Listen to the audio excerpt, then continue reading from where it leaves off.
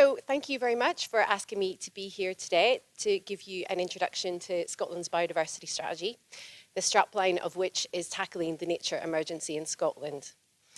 So I don't think I need to rehearse the wider evidence of biodiversity decline for those of you in the room today. I think you see at firsthand the effects of the biodiversity crisis, and I don't think I need to justify why we need to have a biodiversity strategy to tackle that crisis. So the strategy itself is part of a wider framework. The strategy is a long-term document. It's where we set out our vision for biodiversity in Scotland.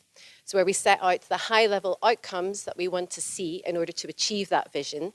And as Ms. McCann mentioned at the start, some of the really key priority actions that we need to take in order to achieve that vision.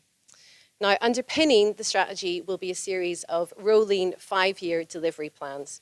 Now, that's where we're going to set out the actions that we're going to take. So what are we actually going to do to reverse those declines, to halt biodiversity loss, to achieve that vision and outcomes? Now, those delivery plans are going to be dynamic and adaptive. They're not going to be static documents. They're going to be adaptive to the evidence that we see and how effective the actions that we're taking are being. The third part of the framework is the Natural Environment Bill, which there has been a commitment to introduce along with statutory nature recovery targets. We know that targets create action, they galvanise people, they create progress within government. The vision, again, as Ms. McCann referred to in her opener, has 3 sort of main themes within it. It highlights the need for urgent action and the fact that we have to act at scale. It's looking to the future. It's not trying to hark back to some distant past. It's about regenerating biodiversity, and it's about building resilience to climate change. And it puts people and communities at the heart of that vision. We are part of nature. We are not apart from it. And that's a really important message that we need to make. So the vision is accompanied by a set of outcomes. So what does success look like? And I think we recognise these are going to require significant change in order to achieve. These are not going to be easy things. So this is a set of overarching outcomes that we want to see across our land and sea by 2045. A real focus on ecosystems. Ecosystems which are diverse, healthy and resilient.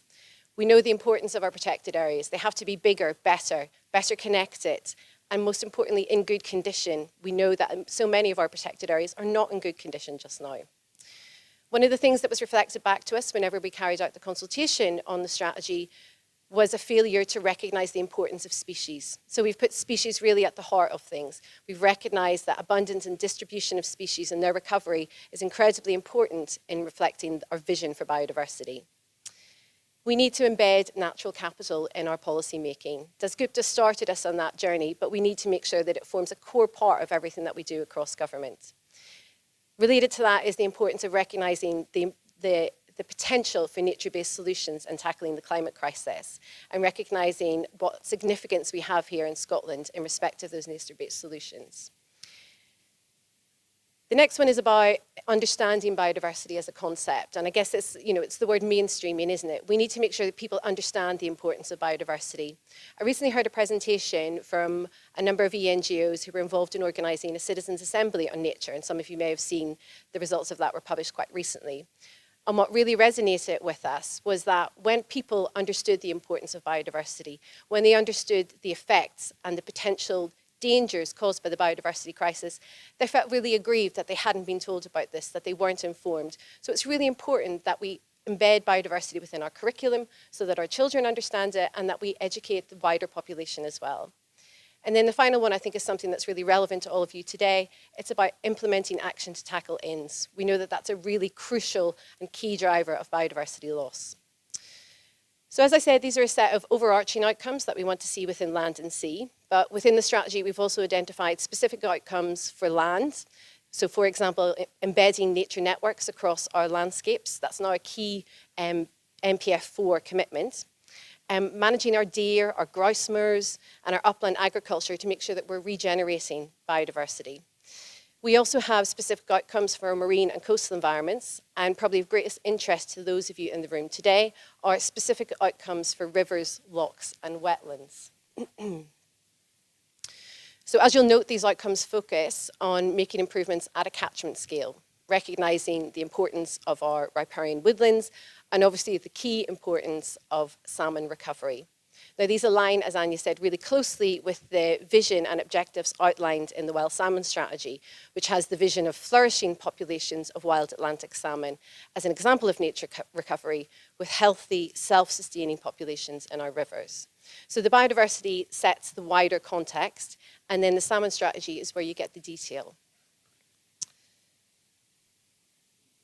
As well as these outcomes, we have, while there's probably little disagreement about the vision and outcomes, we listened to feedback again from the consultation on the strategy that we needed to be more specific about what the action is that's needed to take to achieve those vision and outcomes. So we brigaded some priority actions in 5 main headings. The first of which is accelerating restoration and regeneration. So an example of some of the priority actions that fall under that heading are the statutory nature targets that I referred to, tackling invasive non-native species and reducing deer densities. Within that protected areas piece of improving connectivity and condition, we have the key commitment that has been made to protect 30% of Scotland's land and seas for nature by 2030. We have those nature networks, that really important piece of connecting together our nature-rich areas, using MPF4 to make sure that it delivers on those outcomes for us. And there's also that commitment to create a new national park in Scotland. Under heading 3 is nature-friendly farming, fishing and forestry, some of our really key industries, but it's essential that we use the agricultural reform programme to deliver biodiversity gain while still maintaining that really important high-quality food production. And it's really essential that we improve our marine biodiversity, working through marine protected areas and highly protected marine areas. And then it's that species again, recovering and protecting our vulnerable and important species, such as the wild Atlantic salmon. We need to ensure that we have effective species recovery, reintroduction and reinforcement programs. We need to improve our marine biodiversity, including taking measures to protect and recover salmon's wild Atlantic salmon and those other migratory fish populations. And then finally, as Alan touched on earlier as well, we need to invest in nature to create a nature-positive Scotland. We need to use our Nature Restoration Fund to best effect. We need to develop a biodiversity investment plan to sit alongside the strategy so we understand how we are going to fund those activities. And we need to invest in green skills and local economic opportunities to make sure that we bring people along with us. So one of the other things that really struck us is the importance to recognise there's already a huge amount of good practice out there. And much of it is led by people like you in the room today, such as those in district salmon fisheries boards and charitable rivers and fisheries trusts.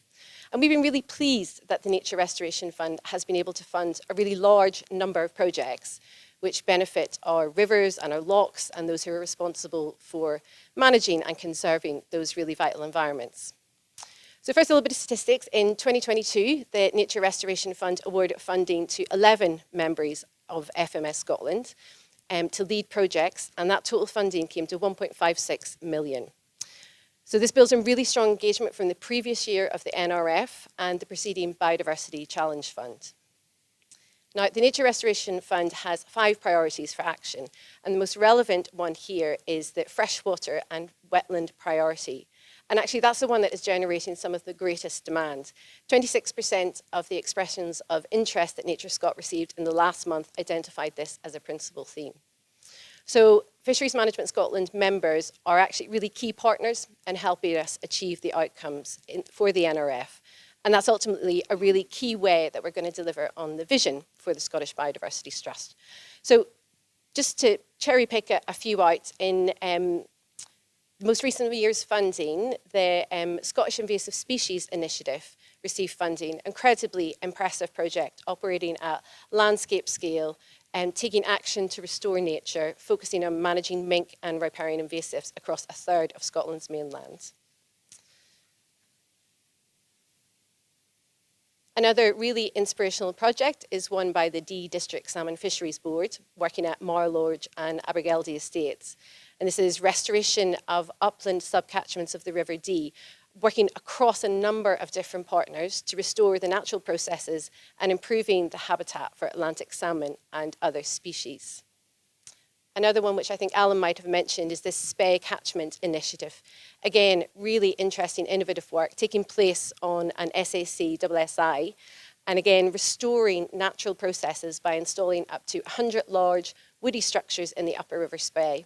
And that's particularly benefiting Atlantic salmon and not only tackling the biodiversity crisis, but boosting climate resilience by creating cooler refuge areas.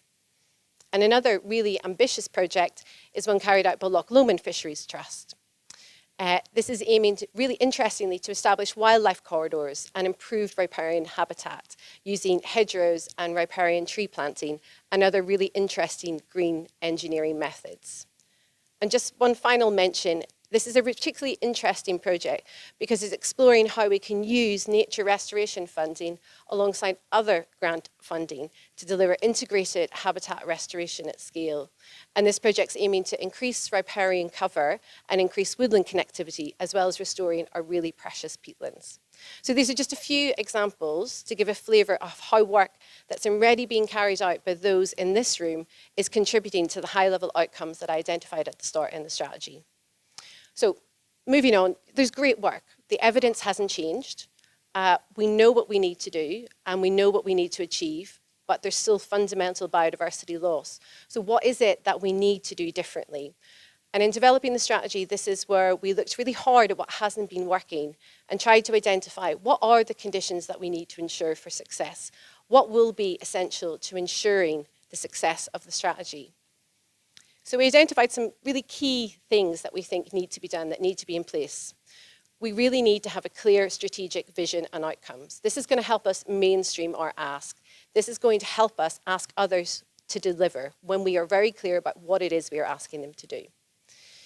We need to work strategically and at scale. So our delivery plans need to be really clear in detailing the actions we can take and what we need others to do. We need sufficient investment. The public purse alone cannot fund this. We need to work really strategically to make sure that we have private finance directed to the right place. As I said at the beginning, targets drive action. They focus minds. Those targets need to be challenging, but they also need to be achievable. And finally, we need to have an accountability framework.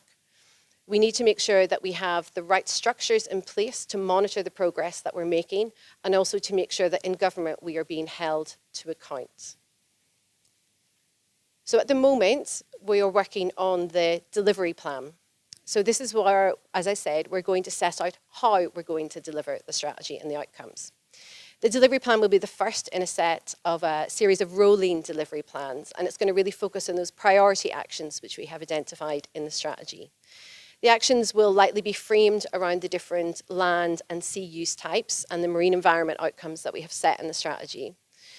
We do need to take a whole of society approach. We are able to say what government is doing and what we plan to do, but we need to say what else needs to happen, what we need others to contribute, and we need to make sure that we identify the right enablers that government can put in place.